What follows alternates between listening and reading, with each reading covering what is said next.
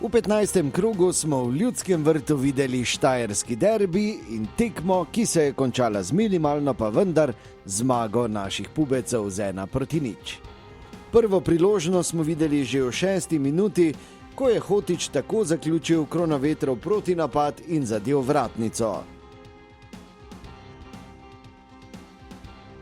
3 minute kasneje je bil prvič na preizkušnji Handanović, ko je streljal Wiesinger, vendar je naš vratar zanesljivo ubranil.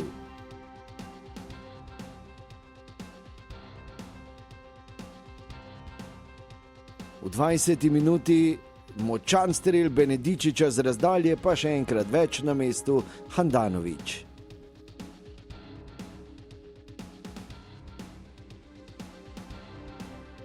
Maribor je imel priložnost še v 25. minuti, ko je z glavo tako poizkušal Zahović, in to je bilo bolj ali manj to, kar se tiče prvega polčasa, po katerem je bilo 0:0.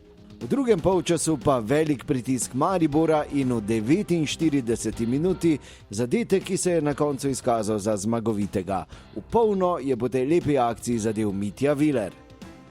Prvenstvo se je treba izbrskati in bo še kdo javil, da sem ga zabil. Na zadnje je res v Evropi, ampak gledaj, super, prša mi je situacija, nisem okleval in tako treba udariti. Takoj prva misel, najboljša misel, si rečemo, udaril sem je in super, da smo odprli tako tekmo oziroma v drugem polčasu, ker smo bili res v krču in to so sladke zmage, 1:0 najslajša zmaga.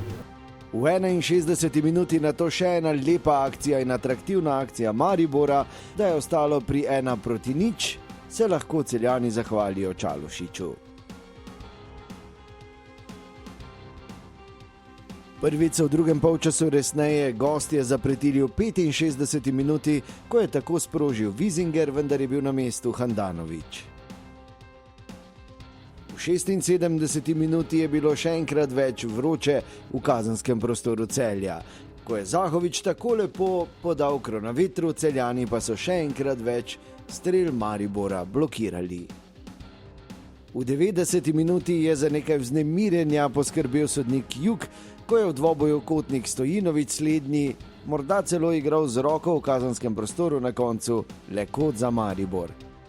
No, kljub temu vznemirjenju pa je na koncu Maribor slavil zadetkom Mitje Vilerja v štajerskem derbiju z 1:0. Tu sem prvo z Derviševićem želel dobiti obračanje strani, en hiter pas, nasprotnik založa in to se je potem v drugem polčasu tudi poznalo oziroma tudi podajo nekam v prostor. To se je dobro pokazalo. Kar se tiče Hande, pa Pirića menjava, odločil sem se, da dam Piriću malce odmora, zaradi tega, da lahko zadiha, da lahko spet v miru najde tisto formo, katero jo je imel. Mislim, da je za vsakega od fantov vsake toliko dobrodošlo. To pomeni, da ga malo zaščitimo, ga malo odstranimo.